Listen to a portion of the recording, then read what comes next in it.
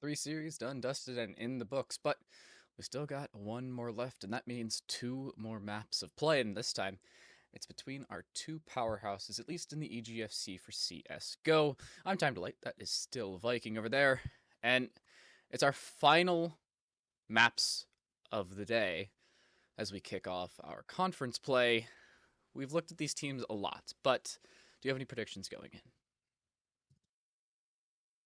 I have hopes, not predictions, and my hope is that we see the same type of just crazy blow for blow that we saw the first time in this.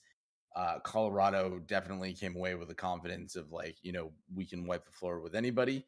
And I think Zane said as much as we talked to them in the past. DePaul obviously also feeling very confident. They have every reason to. As you mentioned, these are the 1-2 in the league.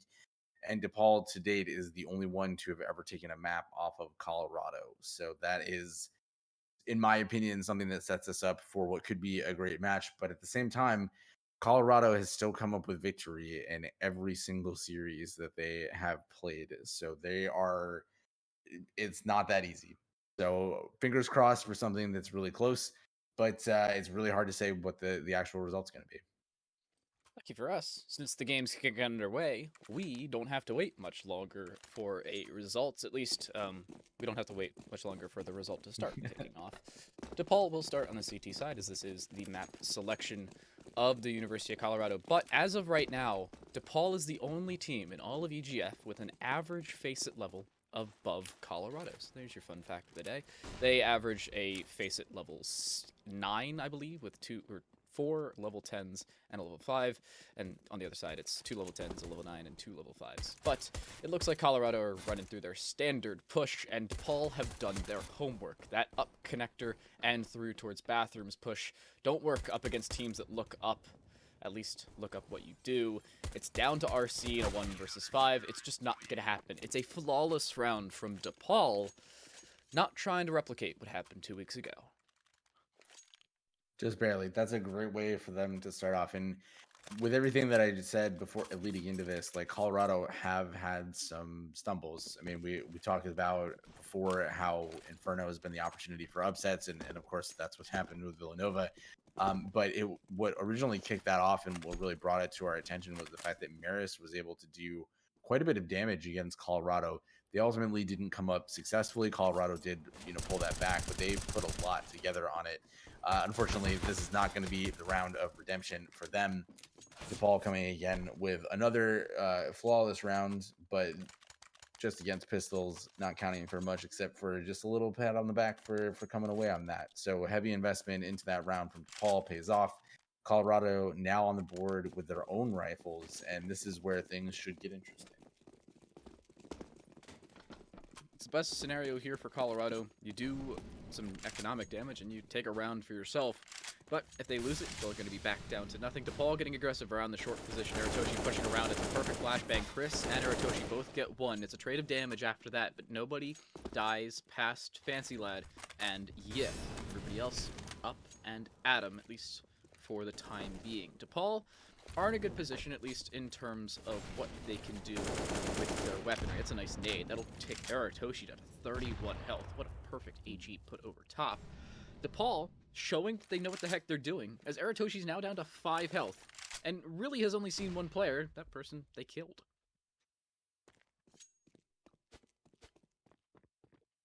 I think that this is where we start to see just that kind of like battle inch for inch sort of situation. I mean, it's totally possible that we'll see significant changes, but these are both teams that are very disciplined, and that goes for both the execution of their individual strategies as well as the patience that they have as a command of the site.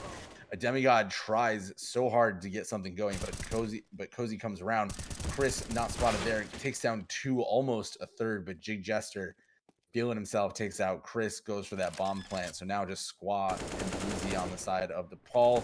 Just kidding, they're gone. RC coming up big for Colorado.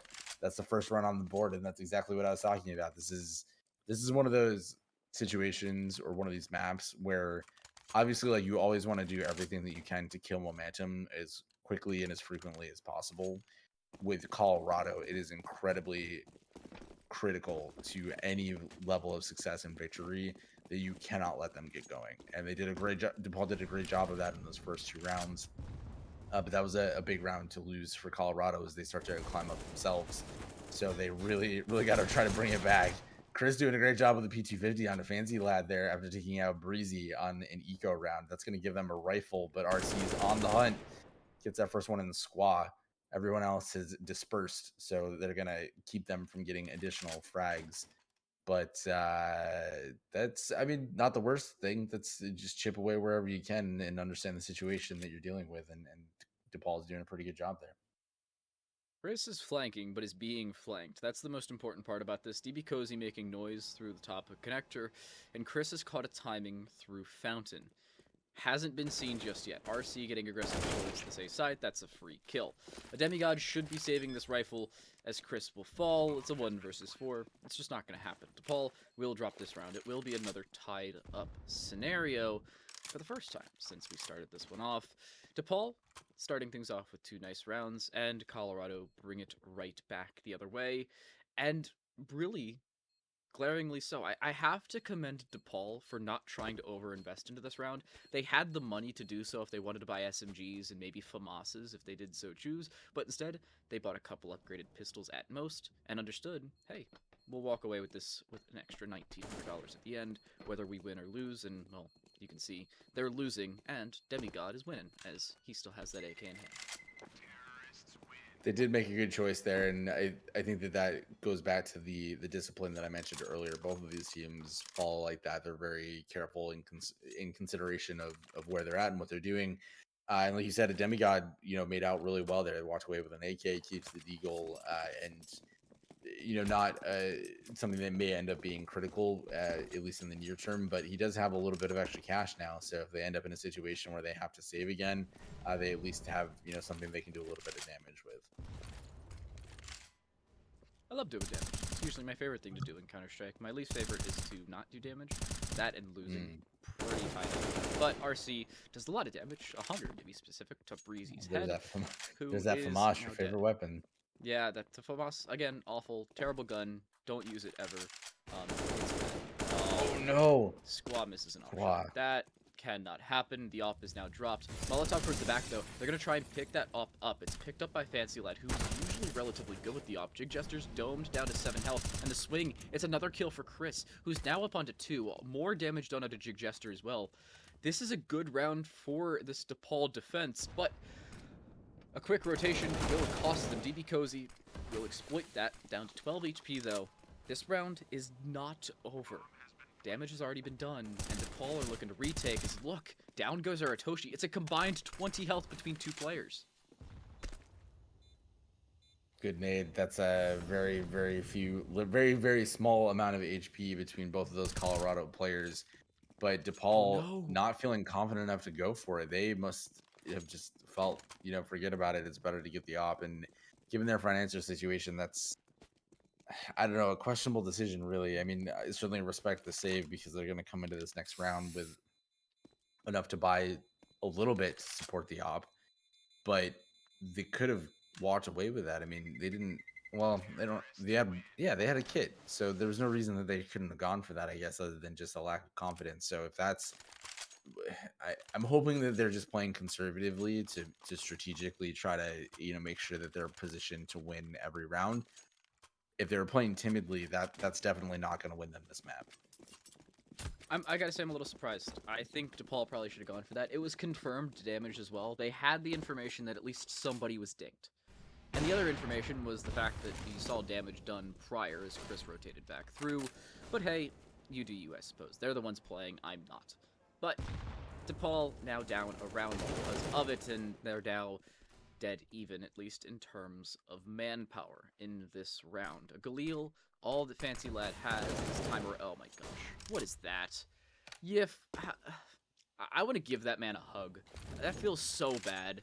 Getting shot in the head through a smoke as you just casually peek around.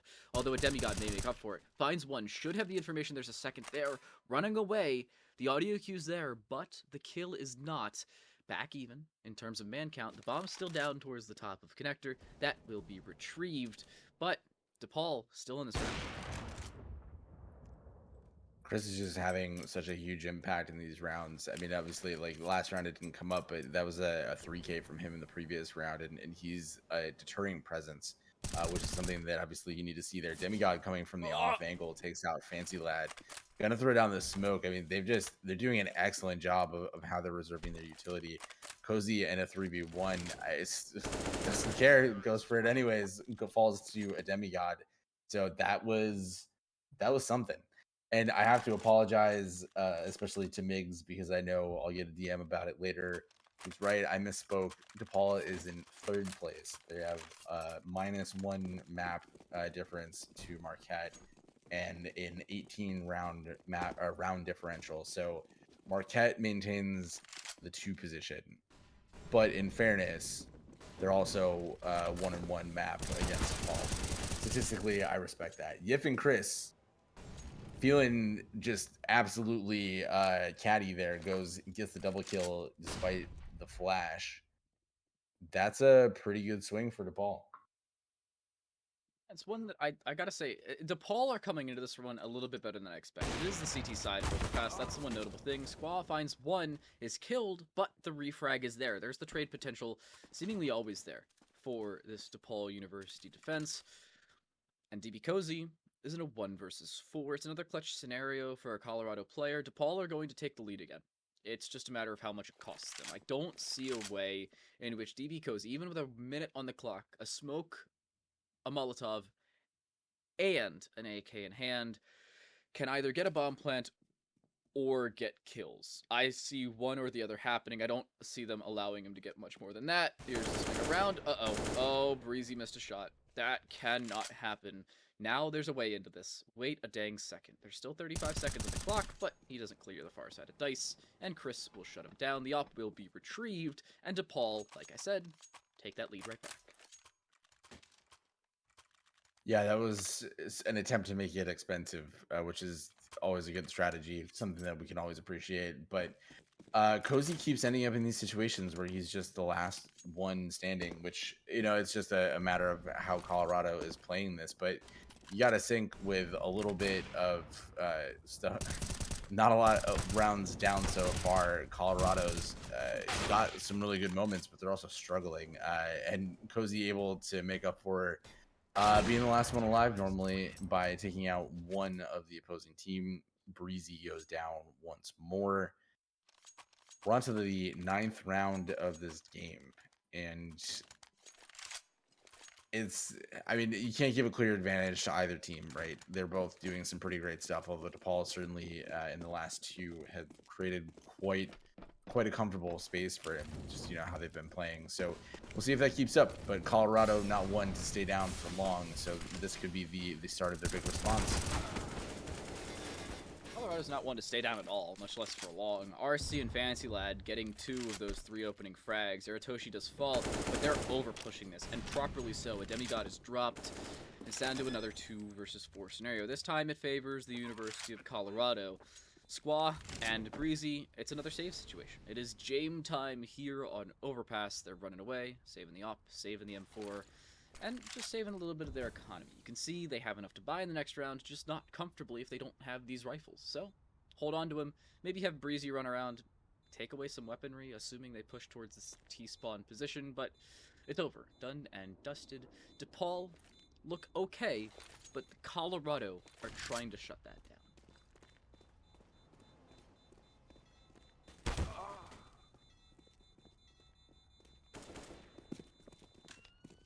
Cozy again with the last word. It's just maybe his thing. He's kind of playing a good position, but like you said, Colorado brings it back. We're going blow for blow here, 5-4 in favor of DePaul. Not indicative of any particular advantage really either way, because it seems like when DePaul finds that something that's working, Colorado's done a very good job of adjusting with that. That aggression out into water was a great answer to where they had a little bit of trouble coming into before frequently. So Colorado goes back to their normal defaults, but they're really liking that connected play. They're going for the same thing over again, but they weren't expecting Chris on the boost side against Jig Jester, and now the Colorado team is stuck in water. They just don't have much of an answer for that aggression without it, but they are spamming through. Gets a little bit of damage onto Chris, not enough to make a huge difference, and now Colorado is rethinking their strategy. One thing I think is a massive highlight here for the DePaul side is their improvement of utility usage. You could see nade damage done. Fancy Lad is down to 50 health, RC at 75, and well, they've already gotten a kill into Jig Jester. They're positioning properly, they're not getting overtly aggressive, but they're also not miscalculating what they need to do as a squad.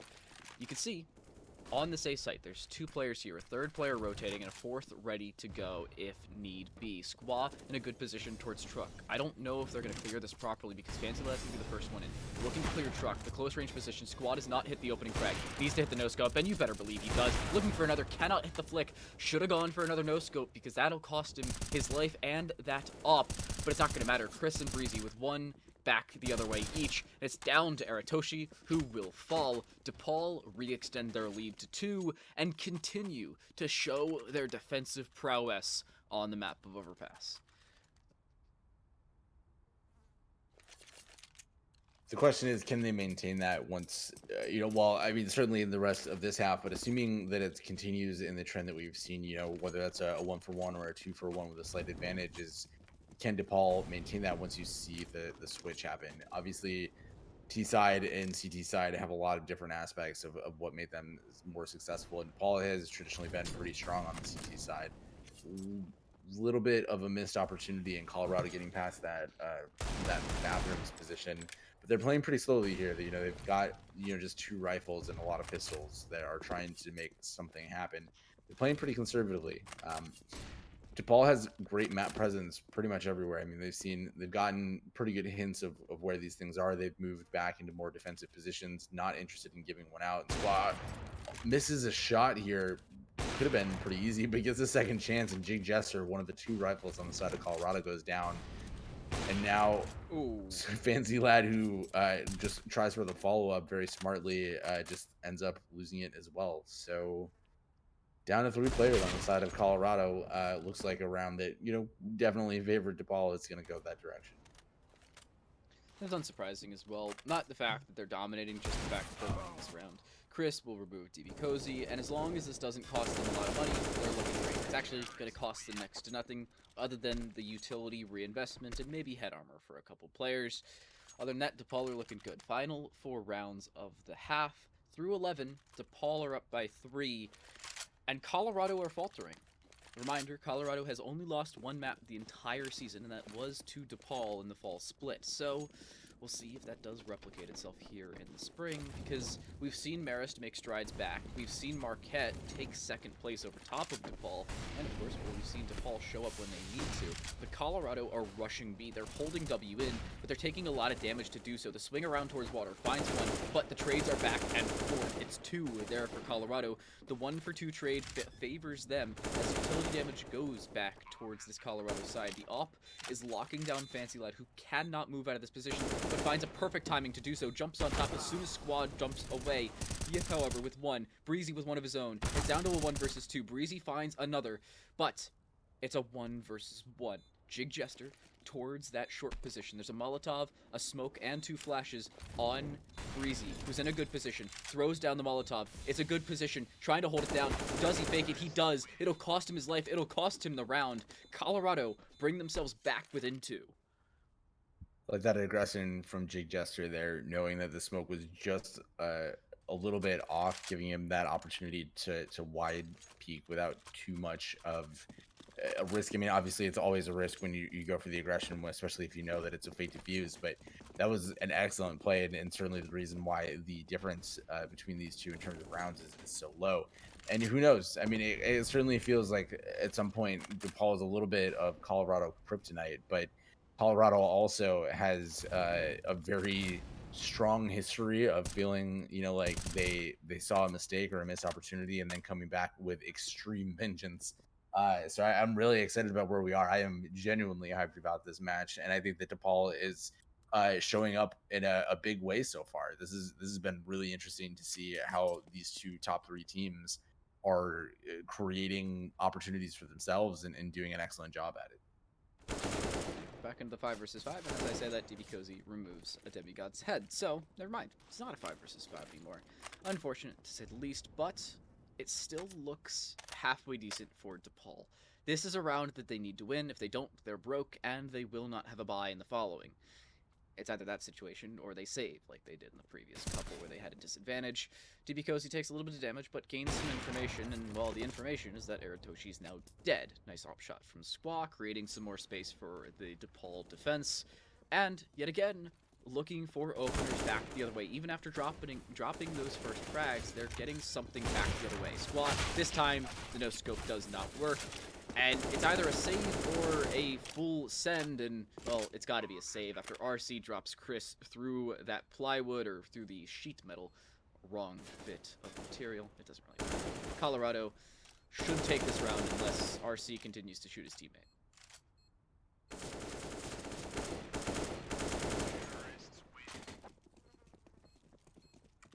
Yeah, I suppose that's you might as well, right? Because the rest of the team is already on a save, so saving up a rifle isn't going to do a whole much unless you get a hero rifle situation going.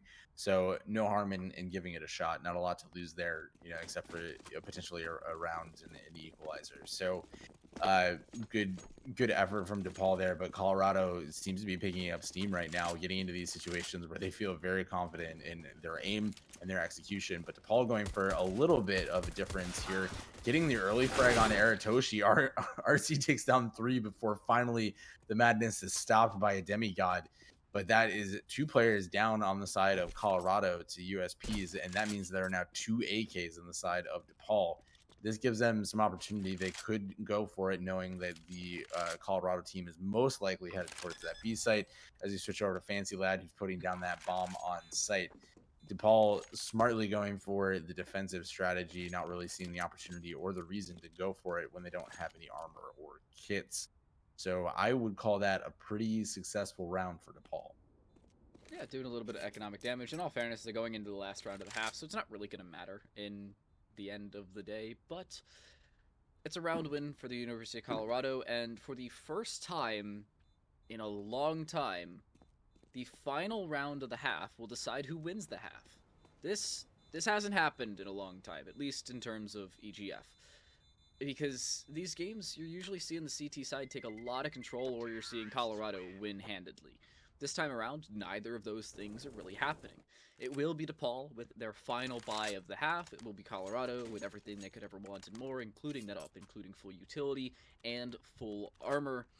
DePaul can't get everything, but they get just next to that. Breezy, the only one that has to make concessions. Actually, Yif and Squaw do as well. No head armor for Yif and Squaw, and no kit for 3 different players. 2 of them could afford one. One of them actually could afford one, but we'll see if it costs them later on. Something interesting to me is the fact that on the side of Colorado, we're not seeing a whole lot in terms of frag damage from Jig Jester or from Aratoshi. It's largely fallen on Fancy Lad, RC, and Cozy. Something that you see, except for those moments where, like, we've certainly seen a lot of maps where Jig Jester just goes nuts. And despite the difference there, where on the side of DePaul, a lot more even across the board, it's still an even score, which is just, I think, kind of a testament to that any one, any day sort of mentality that these teams can bring to it. And we'd say the same thing about Marquette.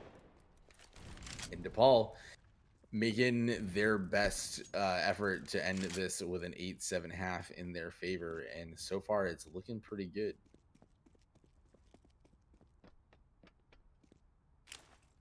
Going to be an A execute here for Aratoshi, setting up smoke towards the dumpster position, and in comes this push. They don't have to clear anything other than... Actually, that's a smoke for truck. That's a new one. I haven't seen that one before. Nice Molotov from the bank, though. That'll force out the peek from Yif, who does do damage, but does not get the kill.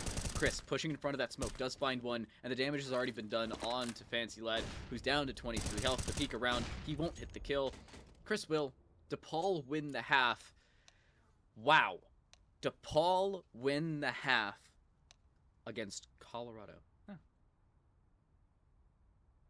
I talked about DePaul potentially being Colorado's kryptonite, so we'll see if this brief moment as we switch side is enough for them to take a quick lap around the sun, repower, and ultimately take the advantage back in favor of Colorado. They've been playing from behind most of this map, all of this map, in fact, I think, except for the equalizers. So this is an interesting place for them to start from. I think this is maybe the first time that we've seen that, except for perhaps in that first series where DePaul actually took a map off of them. And so they're not responding well to that aggression from DePaul, with Yif taking out Cozy. Aratoshi goes down second. They are not trading frags, and Chris takes on the third Colorado player with a single shot from the Glock. Oh, Fancy Lad trying to answer that with Yif, but this is a huge task for just 2 players and very little HP. not a lot of health left over, unfortunately, as there's a combined 11 between them, but it may not matter. There's a headshot from Fancy Lad. This is still possible, albeit very improbable, and, well, that's exactly why. Both of them are dropped just with body shots to boot, and that'll do it. That is DePaul picking up the pistol. They switched sides, and I almost got confused, but no. DePaul pick up the pistol, and they're looking good now on the T side, because Colorado have now lost both pistol rounds, most notably, and it's been relatively dominant on both sides. I do have to say that's a little bit more indicative of Colorado having a little bit more dominance towards the middle part of the half, but pistol rounds, you gotta win those, especially in these situations. A nice flashbang over, and Squaw can't see a dang thing. He'll get 1 kill, but only 1 frag as they push through. Chris finding one from behind. This is it seemingly will only cost them a couple. Wow, actually, Aratoshi and Jig Jester both get a kill as well. So DePaul dropped 3 rifles in that one, but still win the round. And Colorado now will have a bye, but they've already given DePaul double digits. Still plenty of Counter-Strike left in Overpass. So Colorado, with these new weapons out there, and not a full utility, but enough to be dangerous, with now give the opportunity to kind of fight from a more equal footing for the first time after the pistol round. DePaul going into just a standard default here, not doing anything particularly crazy. They're playing it slow, looking for the opportunities as you would expect. Yif swings on Jester in the boost spot. Not an expectation of a loss with a Galil versus an M4 there, but that could be a huge opening for DePaul, as we see them still fanning out a little bit, playing around in the connector space. They know they got the pick there, obviously, and that might trigger a rotation, so they're just trying to see what happens. Fancy Lab is still holding down that bathroom position as Squaw is thinking about what kind of opportunities might be out there. RC comes in for a little bit of backup, but DePaul still hasn't committed to a place. But Fancy Lad finding Squaw as he tries to peek out from that con spot is big. Cozy taking down Yif. DePaul, with just that little bit of hesitancy, is creating more opportunities for Colorado to run away with this. Cozy with 2 more Eratoshi kills up, finishes up with Breezy going down. That was exactly what Colorado needed. You can't let these rounds get too far away from you. And they didn't. They pick it up handedly, and it doesn't cost them all that much. Again, you're looking to create economic control on the CT side of Overpass, specifically because it's so difficult to do. A lot of the times you see these rounds go down to 2 versus 1s, 3 versus 1s. You can't allow any more than 2 or 3 players to die if you're on the CT side and you want to keep an economy. And you can see exactly why. It's because it's not easy to build one up, and you can't afford to do so. Breezy, looking to push forward, will actually get a kill onto RC. 2 will take out Chris, but will die just as quickly. It's really down to a 3 versus 4, and they get another frag, but a combined 35 health between 2 remaining DePaul players. Again, just looking for economic damage, and now that they have rifles, it's a little easier, but I don't see a way in which they pick this round up. I think the real question is we come off of this, and Breezy just barely misses that 1D, and that could have been the opportunity for them to come back into this, despite the fact that the odds are not in their favor. But as we can say that Colorado is probably going to come away with this, save some miracle. The real question that we have had to ask several times so far is, can Colorado maintain it? Because what we found here is even if they're able to string 2 rounds together, that's a pretty short-lived streak, and it hasn't even been that in that frequently, that type of pattern. And DePaul is just kind of continuing to find those little opportunities to exploit, and they've done such a great job of that so far. And I mean, even in this case, still, I mean, they've got M4s now, and they're continuing to push on this despite the fact of what's going on. But Eratoshi closes that door immediately, catches them out long, takes them both down, ends the round. DePaul 10-9, still in the lead, but that gap has closed a little bit, and Colorado is certainly looking to extend that streak now that DePaul is going to be on a full buy with some Galeals. Because who doesn't love the Galil? Yeah, hey, I mean, it's not a FAMAS, so I think they're looking okay. The FAMAS is an awful gun. I'm going to reiterate it. It's atrocious. Get it out of the game. Replace it with something cooler, because it's bad. Anywho, digressions aside, it is another round where DePaul will buy. Jig Jester drops to 7 health. I don't know how Yif does not get that kill. Squaw will, and Breezy follows up on it. Fancy Lad's on a flank. Do they hear this? No, they don't. Fancy Lad finds one. The information should be there, but the suppressed weapon may keep him alive for the time being. It's a 2 versus 3. The 2 now turns to a 2 versus 1, as RC is left alone. Fancy Lad will drop, but Chris drops that bomb. Smoke dropped in return, and it's down to just Squaw and RC. The bomb picked up, and Squaw is running for the hills. More importantly, he's running for the stairs to head his little butt up to A. He needs to stay up, and, well, he's going to get a bomb plant. And RC does not know he's vacated the premises. This is going to be a post plant. But where the heck does Squaw go? He's planted open, and he's in such a good position. He's planted open for either bathrooms or for the CT position, and he goes long around towards bathrooms to deny the connector flank. This is smart. So far, that for I guess you could call it a buy, a half buy or half force buy. I guess the fact that they just went with whatever they could was good there. Uh, Doing his best to just clear as many places as possible. I mean, he's got to assume that they're in bathrooms, but he's going to have enough time. I don't think so. Runs right into Squaw. That was very well played from DePaul, taking the fact that they didn't have the gun advantage. They certainly have the aggression and the will, and so that answers the question of would Colorado be able to continue with that momentum? And the answer is no. DePaul just continues in what's a pattern at this point, right? You see DePaul get a couple rounds, Colorado answers back to equalize it or nearly equalize it, and DePaul just swings it back the other direction. And we're getting close to that point in the game where we're running out of rounds for that to happen. So University of Colorado, if they're going to make their move, have to string those together in the next 2 rounds, really, to have a chance at winning this map. I want to make it noted. It's a very weird thing to say. Yeah, not usually something that we mention here at EGF, but hey, I welcome surprises. They're always very fun. I do want to make it noted that the way that it was played in that round, it wouldn't have mattered if he went anywhere, in all fairness, with the post plant. as long as he wasn't on the site directly, he would have won it. Because of the fact that you saw the run towards bathrooms, he gets the final kill onto RC, who had no time. You could see the run to bathrooms. The bomb exploded as the Face It time progressed. So there's 5 seconds that Face It gives you. In normal matchmaking, I believe it's either 7 or 8. But again, it wouldn't have really mattered. And that's the expert play coming through from DePaul. They choose to go the other way, but this time they choose incorrectly. They decide to go on to a very, very stacked A, and Fancy Lad is flashed through. It's a perfect double kill, close range with that FAMAS, where it's not an atrocious and awful gun. We will get 2 kills, but it's now a demigod in a 1 versus 5. We'll find 2.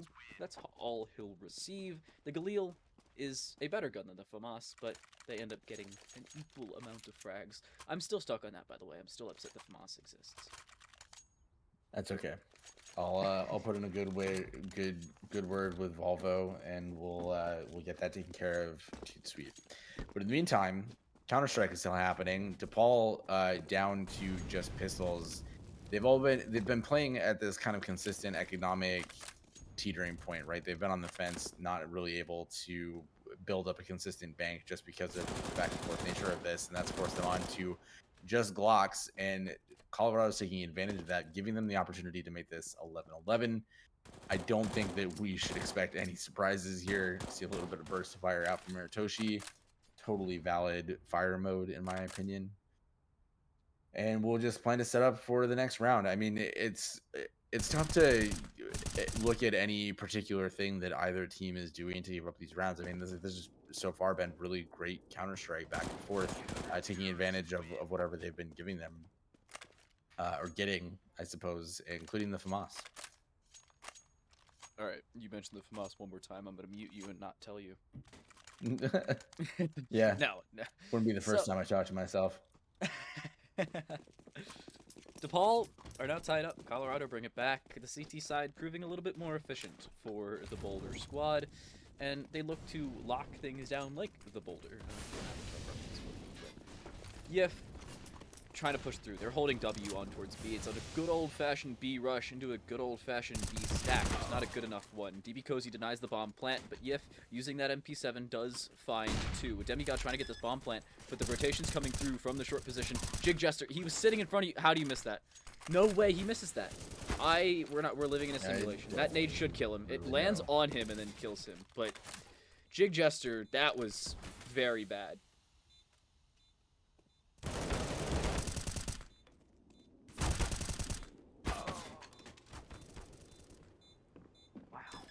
Still lose it. Oh my yeah, gosh. appreciate that energy.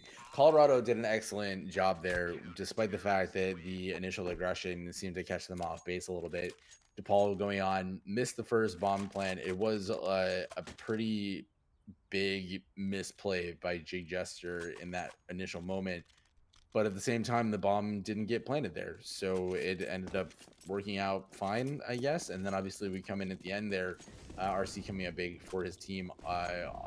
1 of 2 20 bombs so far, which has been so good for that. On the other hand, Chris has been just running far away with this. And DePaul back on the eco again. RC is going to take out 2 of them very quickly.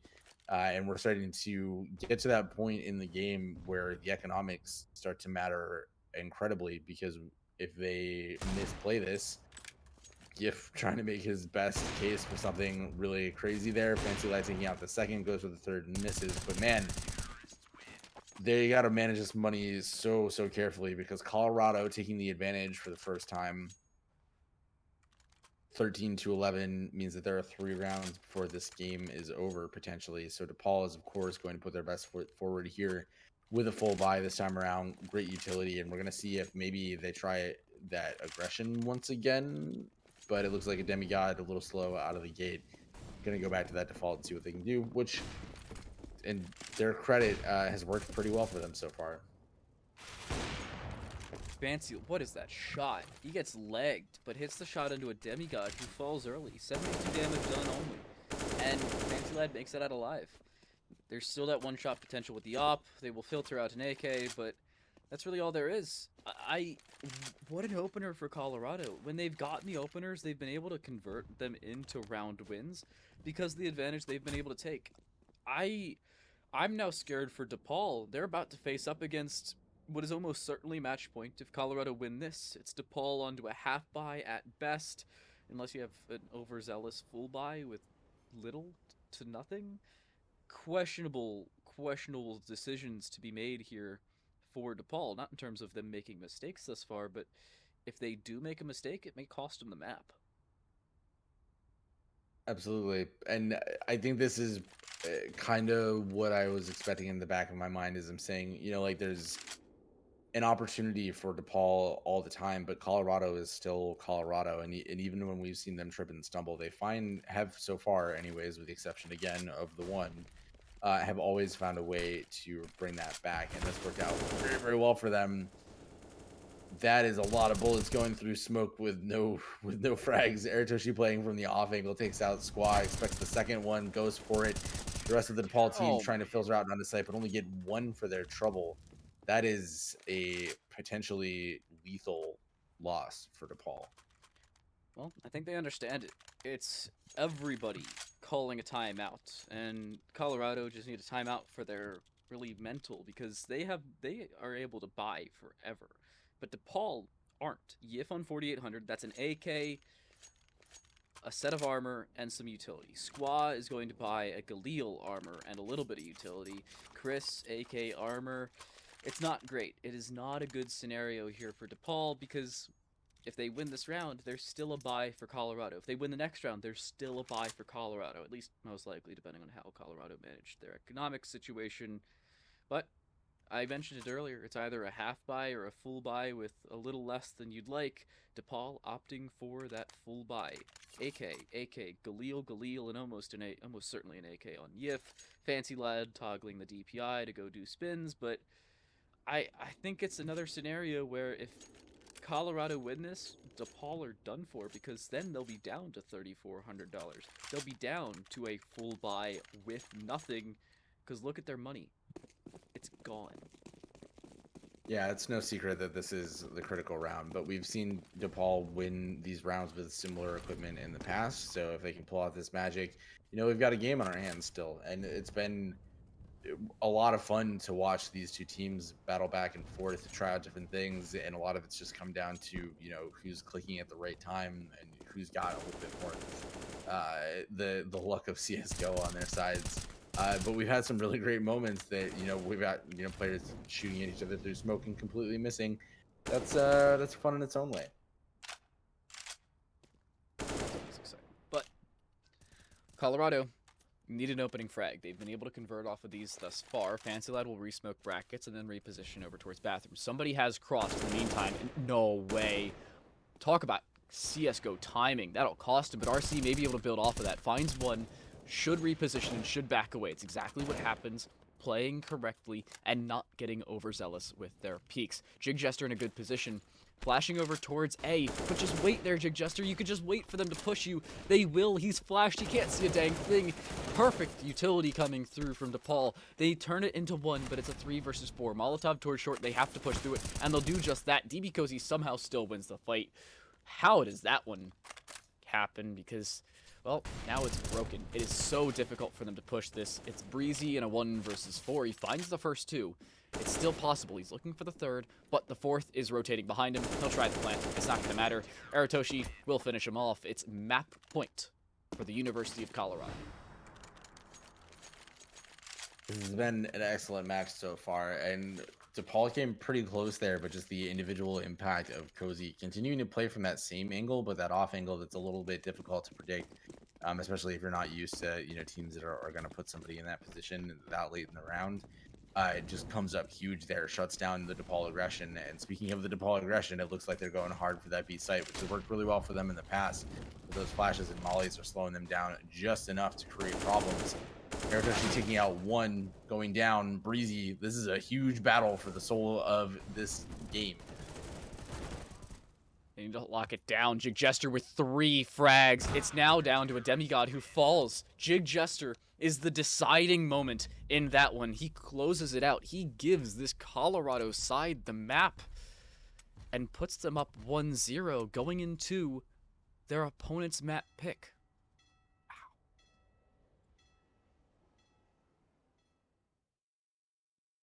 I I mean, I think we were certainly looking at this as a potential coin flip. Not quite as much as we would have said about, like the last match as an example.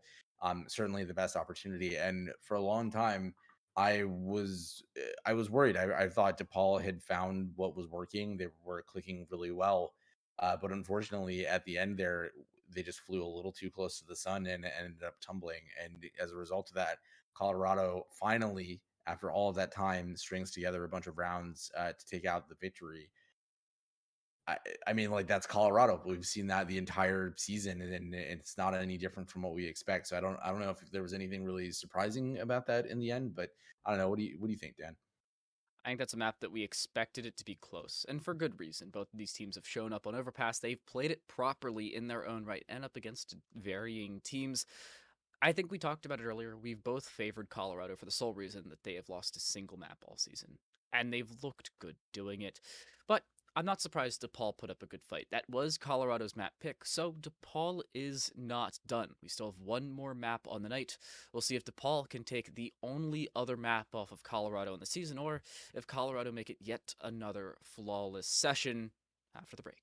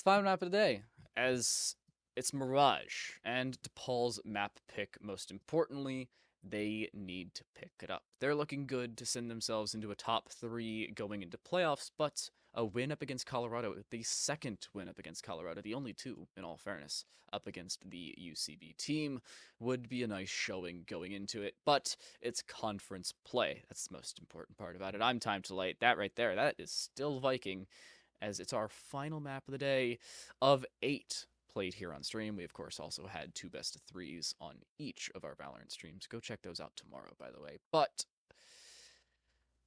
it's Mirage. I want to get a prediction because it's not Colorado's map pick, and they just barely picked up their own. How do you think DePaul prepped for this one?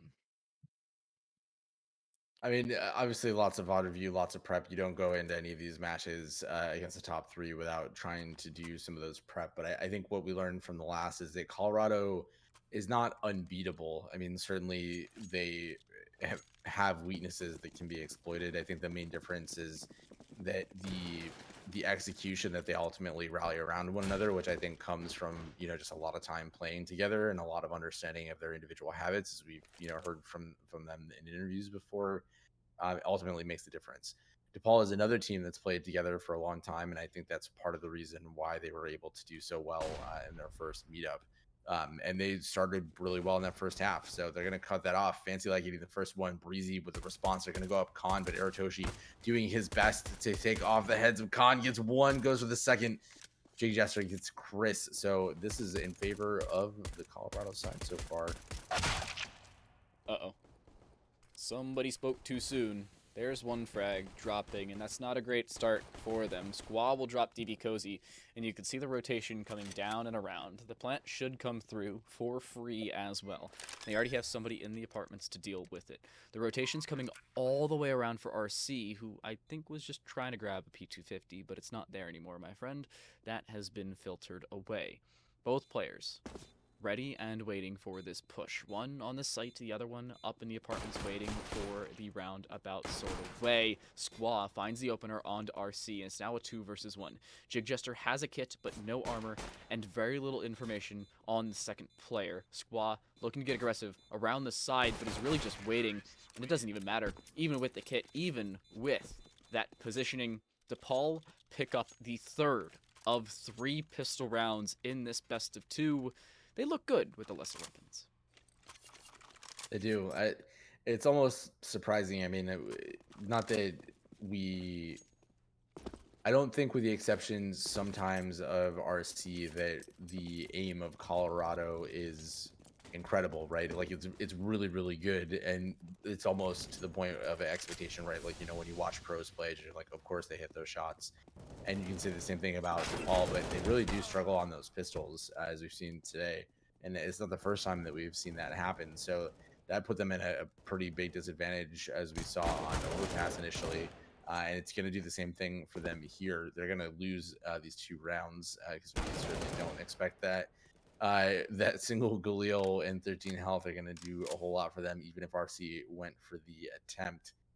So we'll see if we're in for a repeat, or if DePaul can actually continue this momentum, keep stringing these rounds together, and try to build up a really comfortable lead on the T side before they make that swap over to onto the defense. Well, they need to really build something right now. They cannot allow Colorado away back into this because, like you said, it would just be deja vu. The exact same thing happened at the beginning of the last map. Here's a nice smoke, by the way. You throw that one, it smokes off the left side of the arches and does not allow the catwalk position to come back in towards the site. That will allow the rush towards B. In comes this push. Aratoshi can't see a dang thing, but will gain vision time enough to find one frag. Looking for a second, but repositioning will fall because of it. It's now a 4 versus 4. Bomb is going down, but DB Cozy up and over finds Chris through that smoke and onto his head. Fancy Lad flashed in, but does not get a kill just yet. Actually finds one, finds a second as well. Breezy's now to 1 versus 4. You blink and you miss it, but Breezy, blink and you die. It's exactly what happens. Colorado will deny the bonus round, and they will put their first on the board here on Mirage. That was a great play on that retake attempt, flashing through the smoke. DePaul was completely unaware of the idea that there would be that kind of aggression in that post-plant scenario. ends up getting that first one, and then the second one for free was so critical to that. So you know, we were talking about, or I was talking about the similarities between that. We're at the exact same scoreline that we were this time on Overpass. Same advantage, same position. So we'll see if DePaul can bring it back in this round or the next. It seems like DePaul want to try and gain quick ground, and that's smart on the T side, but I think they're a little overzealous in doing so. They're not gaining a lot of control for free. It's costing them a lot whenever they do so. Like, we saw them break onto the B site, but they used a lot of utility to do so, which is usually what you want to see, but you need to keep something left over for the post plant, or else exactly what happened in the previous round is going to happen again. Fancy Lad gets a good opener, a nice 1-for-0 trade, and oh no. Artoshi finds a free one onto Yif, the double headshot, one of them through the wall.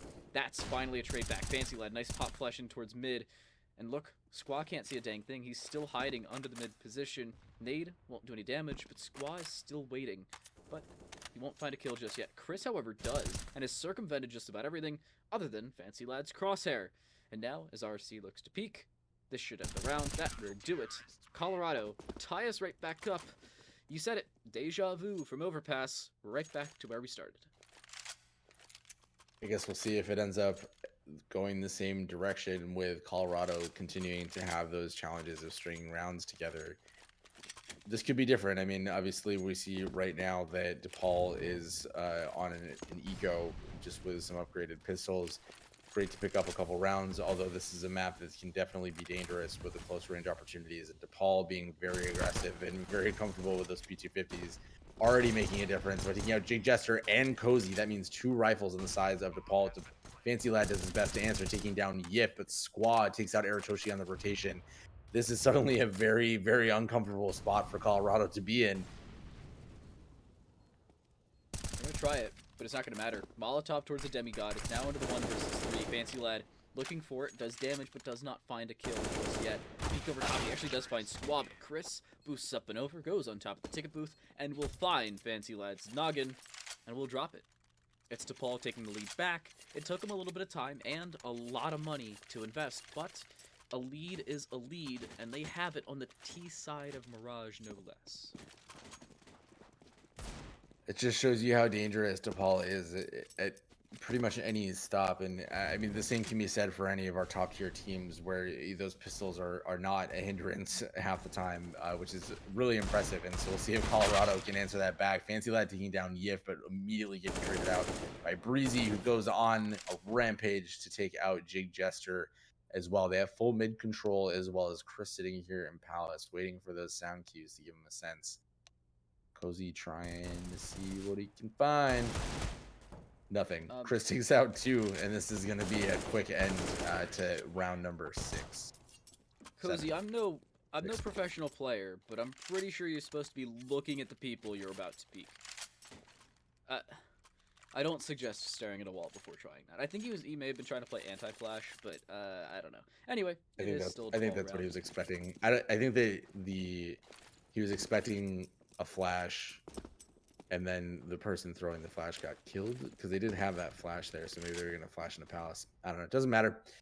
Not any success coming out of that really, except for a couple insignificant kills. So Colorado goes for a couple deagle armors, see if they can get anything out of it. Fancy Lad can't connect on the shots.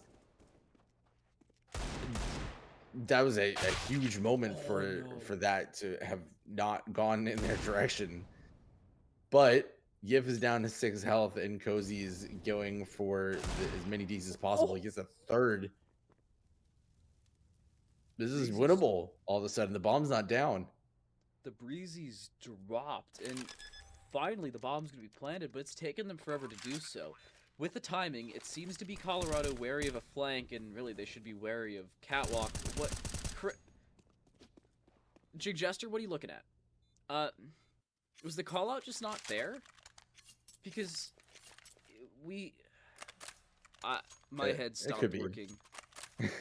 Yeah. That his teammate saw where he got shot from, died, and then didn't relay the information. Hey, I got shot from Catwalk, and that cost him a round. It did cost a lot for DePaul to to win the round, so it's nice, at least in terms of economy for Colorado, especially considering there's DB Cozy getting an opener, looking for a second, but Fancy Lad now playing one way will get yet another here for Colorado. It's the 2-for-1 trade, and Squaw's down at 10 health. This is a good start to a round for Colorado, and they really haven't had this since rounds 3 and 4. Yeah. It's so critical for, well, I mean, I shouldn't say critical. It's one of those battles where if you choose to take it, like, you've got to come out on top. You can't lose that many people and take that much damage if you're going to go for the mid fight, because they're coming back to this. They still have 3 players, and that's enough for a reasonable execute. But it requires a lot of luck and a hopeful over rotation from the side of Colorado to just give them a little bit more of an advantage. But they do have the opportunity for 2 players. Right now they're playing 1 on cat, 1 in sight. They're going to see the smokes coming over, so that's going to be the signal for Colorado to rotate. So that means you've already got 2 coming up from Con. You don't have that many smokes left. Chris taking out Jake Jester after the trade for 1. They're going to get the bomb down. Looks like just barely. That's a big deal. Suddenly this is looking a lot more winnable than it was just a few moments ago. That nade does a little bit of damage, but not... Oh my goodness, why the heck not, right? Chris is dropped through the wall, right through default. Breezy, in a 1 versus 3, finds the first 2, but Fancy Lad will find his head with the op no less. A little bit of overkill. 400 damage that thing does to the head, but it's Colorado with the round. They bring themselves back within 2. And I gotta say, I was really anticipating this game, this matchup, through this week, and I'm happy I'm not being disappointed, because this is really showing that these teams are good, and that they make few mistakes, but when it happens, their opponent knows exactly what to do with it. And that's exactly what we saw. Colorado exploit the mistakes, and they build off of it. They're within 2, but they're not out of the woods just yet. Yeah. That's been really, really lovely. Fancy Lad taking a little bit of revenge there, taking out Breezy first and just running through it. Very, very quick round, easy cleanup for the side of Colorado. Still playing from behind, but getting to that 4th round on the board. And again, so similar to what we saw on Overpass. It's really pleasant to watch. I mean, again, a huge fan of the game just in general. You know, as you talk through the different opportunities, the strategies, the things that you see, these are just, you know, a pleasure to watch. I'm looking at Colorado's buy here, and they have everything. I'm looking at DePaul's buy, and they don't. It's a break the bank kind of day here for DePaul. Fancy Lad flashing towards underpass. Not timing his peak correctly, but it's not going to matter. Nobody's there. There are 4 players outside of A main. The 5th is now peeking down towards underpass, and Fancy Lad should get this kill here, and, well, that's a free one to say the least, and one where you expect him to do so, and he does not disappoint. But Jig Jester's the only one on the A site right now. Everybody else is being smoked off. Molotov towards the bench will not allow the peek through, and he has to hide in the underpass position, or under palace position. Fancy Lad's playing a gap in the smoke, but needs to find a frag. Jig Jester will not, but Fancy Lad will, and he finds more damage as well. What the heck is that from Fancy Lad? Dropping Breezy and getting more damage on top of it. RC with a quick flank, will find 2, looking for the 3rd, but it's Chris who finds one of his own, trying to find the remaining 2, and it's Fancy Lad, now in a 1 versus 1, has already done a crap ton of damage, has already done just about everything other than close the round. He does just that. It's a 3K with so much damage on top of it. Colorado tie us right back up and break the bank of DePaul. That was an incredibly tense round. It always happens when you go that long without seeing opening frags, just because of, you know, all the smokes that are down. You don't know where everybody is. That was an excellent thing that came down to literally the wire. And Chris has just been such an individual force of nature for DePaul. First on Overpass, and now here in these critical moments, doing the same thing to keep DePaul's hopes alive in the individual rounds. It doesn't work out for them, but this is still something where it's so close. There's so much Counter-Strike left to play. I think the way this is going, we're still in for quite a long match. I see no way in which DePaul don't at least reach double digits. And the same thing with Colorado, because nobody really has a massive advantage right now, other than, well, Colorado. They have the lead, and they have some money to work with. Fancy Lad's the only one to fall in that round. The op is dropped. That's the most important part. They will have to reinvest for that one, so Fancy Lad has to spend about $8,000, $7,000. Goes down to $2,150 for it. but doesn't buy head armor, understands, hey, the other team's going to have AKs, head armor's not going to get me very far. Why the heck would I spend the extra 350 for it? Everybody on Colorado will have a full buy next round. Whether they win or not, that is just the fact. But how much it costs them, yet again, will be the imperative fact. DePaul are looking to win this and make it cost Colorado a lot. You don't want to have your opponent saving over weapons nor winning rounds, both of which don't really help the case. Good flash going to give the advantage to Colorado as they peek and just end Yif's life. Aratoshi getting aggressive in B apartments, taking out Squaw. This is going to put DePaul down 2 players before they even get to their execution. You see them all over on the A site. One in Palace coming out. They're going for the execution to try to build some of that magic that we saw in the last couple of rounds, but with a better outcome. Chris comes out, grabs the first flag, looking through those smokes, trying to get something. Colorado right now walled off. Cozy going for the flank. We'll see if they're actually able to pull this together. He is able to get a demigod as they go for the rotation, but there are 2 more DePaul players sitting in that spot waiting for that flank. Fancy Lad and the rest of the Colorado team trying. Cozy doing such an excellent job there with a 4K on the round. Reads that perfectly, comes up with a huge win for Colorado. And this is the reverse now of what...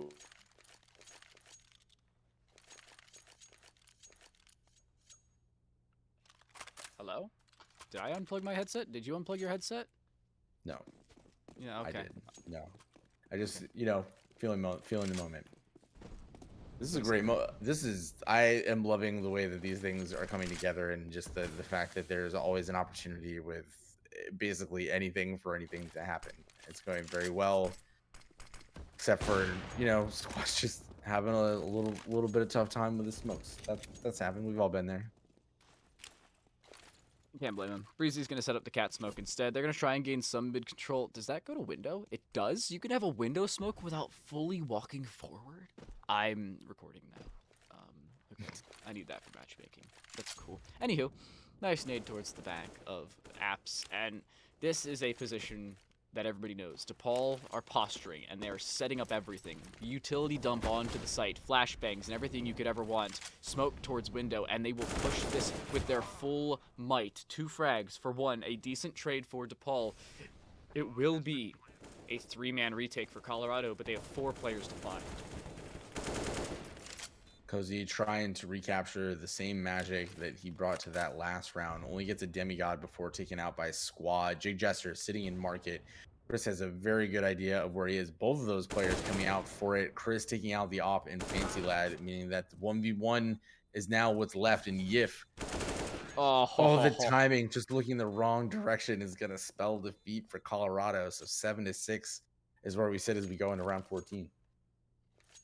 Again, it's another situation where round 15 could decide who wins this half. DePaul, with their money situation, decide, hey, let's call a timeout. Let's take a second and figure out what do we want to do. The answer is seemingly buy, as Yif fully invests. Squaw will almost certainly do the same thing, but will buy a Galil for a teammate. That's the most important part about it. It will not be a massive scenario for DePaul. If they win this, then you're dead even at 7-7. But Colorado, in that same light, won't have money in the next round. They will be broke for 3 or 4 of those 5 players. DePaul are kind of in that same position. However, they have a little bit of a loss bonus to assist. You definitely want to make sure that you can get the advantage back in the half. I mean, that's super obvious. Higher numbers always better. But I think for the most impactful element isn't necessarily the number itself so much as just wanting to have those wins going into the other half, because DePaul is going to be swapping over to the CT side. They have done very well in that position in the past, as we saw in the first map, certainly. And the fact that they've stayed in it the way that they have, I think, gives them the opportunity to take advantage of that if they can build that momentum going in. That being said, Colorado has been doing pretty well on their own, so they are not going to let that happen easily. No, It is going to be an A execute, though. Out goes DePaul. They're holding W through. Nice nade. That'll do almost 100 damage alone, but everybody's still alive. Not anymore, though. Cozy will find 2. It's traded back and forth, but Jig Jester finds one of his own. It's the 2-for-3 trade favoring the Colorado side, and even more, as Chris is left alone in a 1 versus 3. Not even finding one. Colorado win the half and break the bank yet again of the DePaul University side. They will only have their loss bonus built up. It's not going to be a good buy for DePaul, even with it being the last round of the half. It's a great point, but they're going to do what they can to try to get anything from that, which is really great. And I think one thing we haven't really touched on is how good the refrags are from Colorado. We've seen, especially on this map, a lot of double peaks, a lot of very close concerted movement, and that gets to the point that we talked about at the end of the last map, where they just played together for so long. They're so in tune. Fancy Lad. As I say, double peak, DePaul goes for the double peak and loses double people to Fancy Lad. Excellent off shot there. Just very unfortunate timing. And if I were DePaul, I mean, I think that the answer probably would have gone back for that quick A execute, because they certainly were getting onto site when they were challenging in mid, at least in a significant way. That has not gone their direction. So a little bit of a poor decision going into the last round of the half, which is probably going to put a 9th round on the board for Colorado. But hey, it's breezy. Basically, Chris, they're all interchangeable in different ways. So maybe a miracle. Let's be a little positive. It would certainly be a miracle, but it's not going to happen. Jig Jester will remove Breezy's head even through the plywood that is the palace balcony, and most importantly, it's Colorado with a 9-6 finish. They look a little bit better than they did in the previous map. Of course, they didn't have the lead going into the second half last time around, but we'll see if they can put it back together, as my Lexigrind's not allowing me to switch sides. Don't worry, Colorado does not have the loss, but now they have the lead. There we go. Finally, it's working. And DePaul on the CT side. DePaul, most importantly, are on the CT side of their own map pick, though. I think that's the most pivotal part about this. If Colorado can look good on the T side of Mirage, I think it's okay.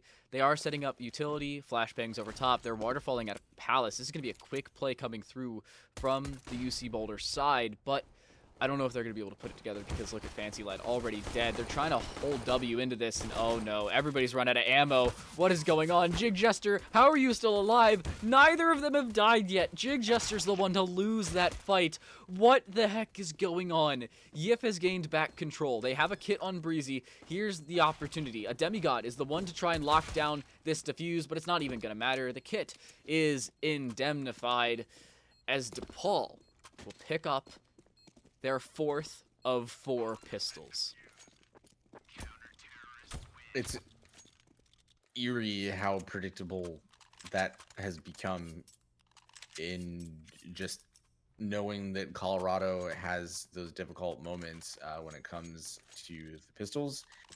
So this could be the thing that sets DePaul into the opportunity, at least, to build up a little bit of a round advantage. Right now, swapped on the overlay shows that DePaul is at 7, which is good. It's a number. There we go. Okay. Colorado coming in, kind of doing the same thing DePaul did to them last half and in the first map, buying up, getting a lot of value out of those Galeels, and doing a great job of executing against the DePaul defense. So Chris with the M4 gonna decide that it's not worth taking the fight against 4 of those Colorado players, goes off to save and live another day. It's Chris saving the M4 over. DePaul will not be able to buy in the next round. They don't have the money to do so.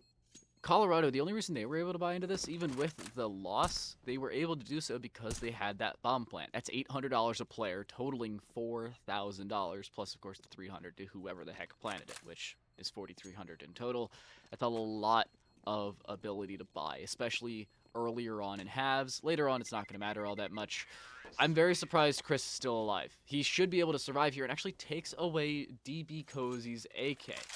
Galil, my apologies. The Galil is dropped. Nonetheless, it's a little bit of economic damage. DePaul still drop it, and they really should drop this round, but they're going to reinvest. This is a precarious situation for DePaul, because it's the loss bonus not favoring them, so they kind of have to buy here. They'd have to double save at some point, and well, you might as well do it when Yif has a hot deagle because that thing is on fire, and Fancy Lad's head is no longer existing. Neither's Eratoshi's. Wait a dang second. They eco this one and may still have the advantage. Oh my gosh! I...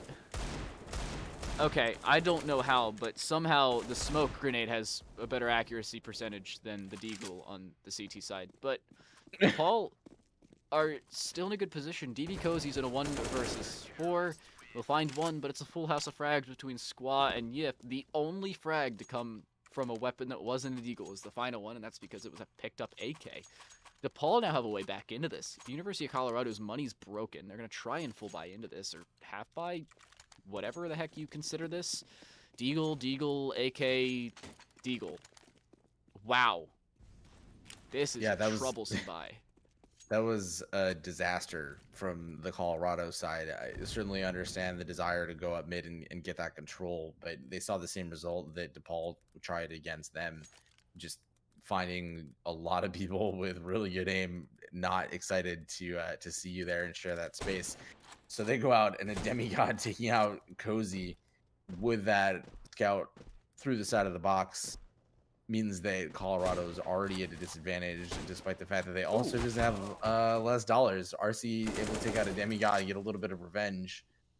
So I don't know if that's going to be enough. Squad taking out Fancy Lad, Yif following up with RC and Jig Jester gone through the crosshairs of Squaw. So we are back in this position where DePaul playing from behind is stringing together a couple good rounds to catch up. And given the economics on the side of Colorado, this looks like it will be the equalizer. It should be. It's flashbangs and upgraded pistols. That's all they have to note, along with a set of half armor on Jig Jester. On DePaul, the only player to die in the previous round was the one with the scout. Best case scenario, to say the least. DePaul look to equalize here. This would be the round that sets everybody at an even keel scenario. If DePaul win it, they'll have money, they'll have a buy, and they'll have the tied up map.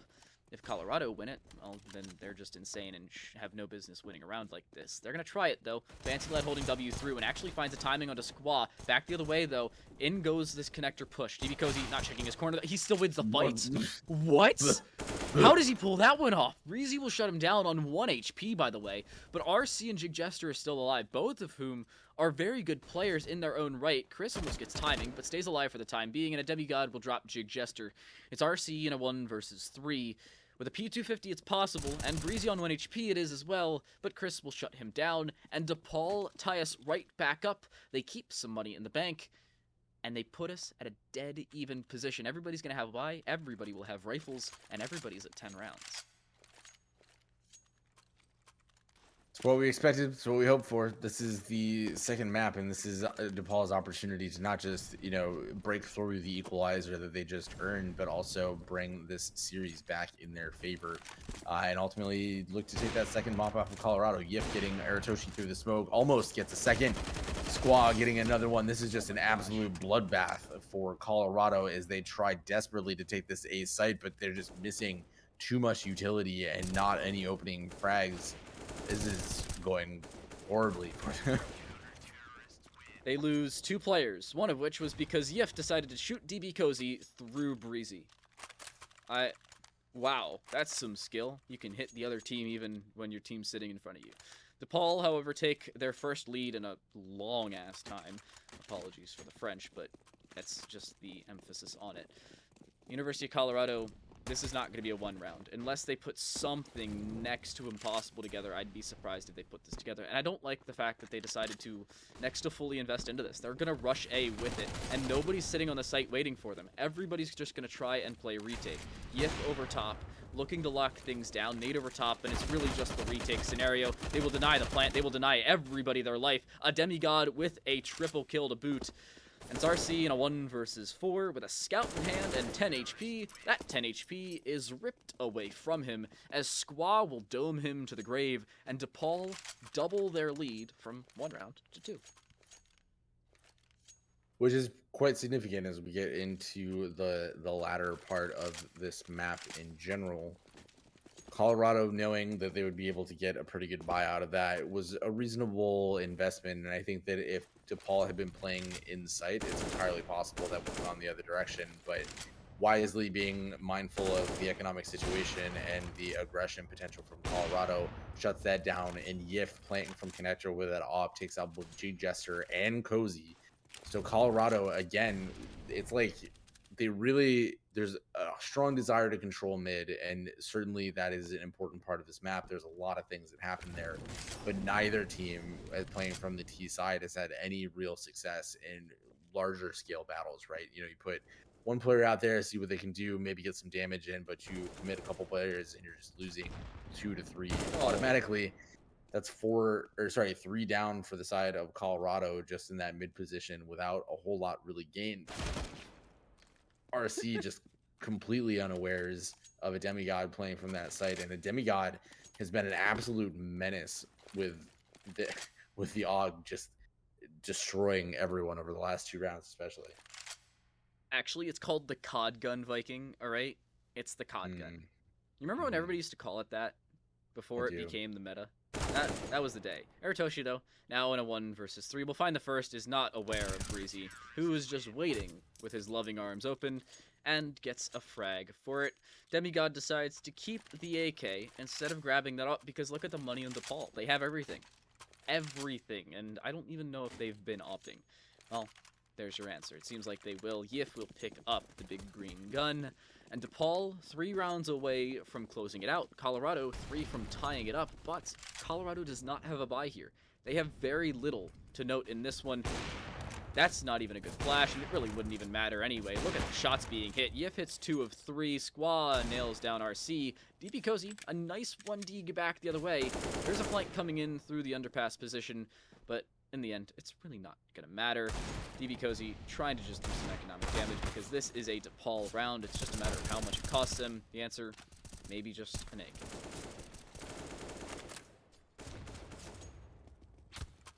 Nice nade finishing it off. Chris puts Cozy in the grave with a grenade. Difficult to say in a time when my brain also isn't functioning super well, but this is a really exciting game, and this is basically the same exact point that DePaul had lost control of Overpass, right? They get one more round to make it 16-11. Colorado's doing their best to pull it back. They do not want to lose that second map of the season, and that is a great opening kill from RC. They're still putting a lot of resources towards mid, which, again, so far hasn't gone so hot for them. Breezy already taking out Eritoshi from that position, walking away with just a couple HP shaved off the top, but otherwise not a lot going on there. A demigod taking down RC.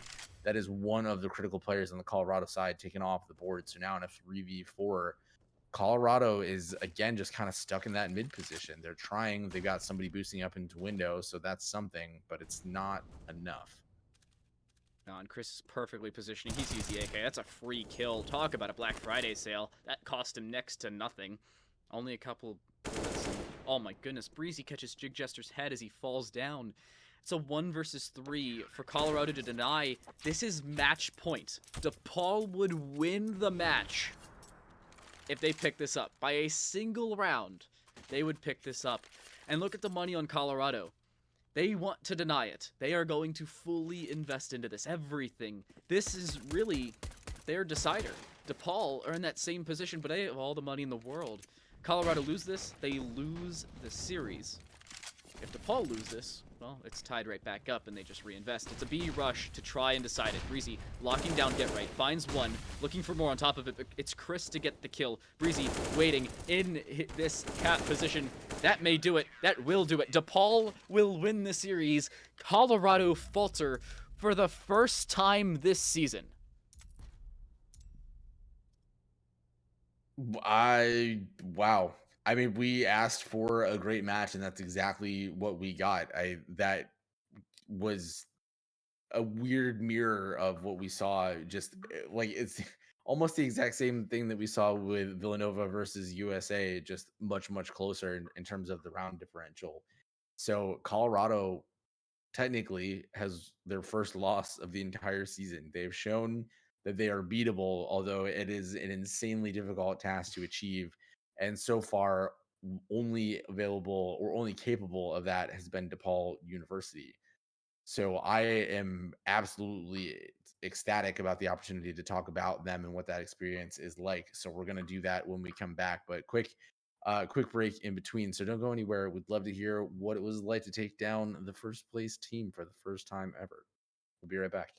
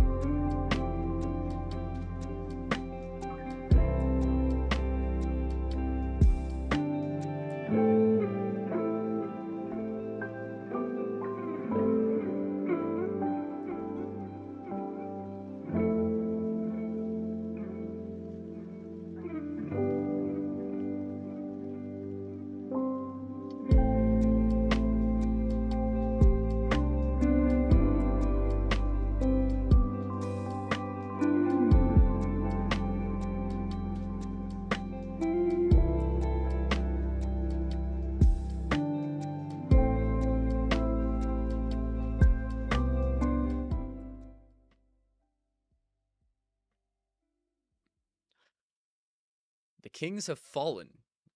David has beaten Goliath for the second time in history. Technically the third if you count the first map that DePaul took off of Colorado. But if you look at it, DePaul come out victorious by a single round. And as the kids say, by the hair of my chinny chin chin, it's Chris joining us here for the interview. That guy has a little bit more hair on his chin than I do, but it's it's a terrible joke. Nonetheless, Chris, after that one, how do you feel? Because that was such a close matchup between you guys on both maps. I feel amazing. This entire EGF season, it's been hard to find my footing, and so the team helping me out, helping me find where I can find impact, and so it feels amazing. That's great to hear. I mean, we called your name quite a bit in the last two maps, and especially on the side of Overpass.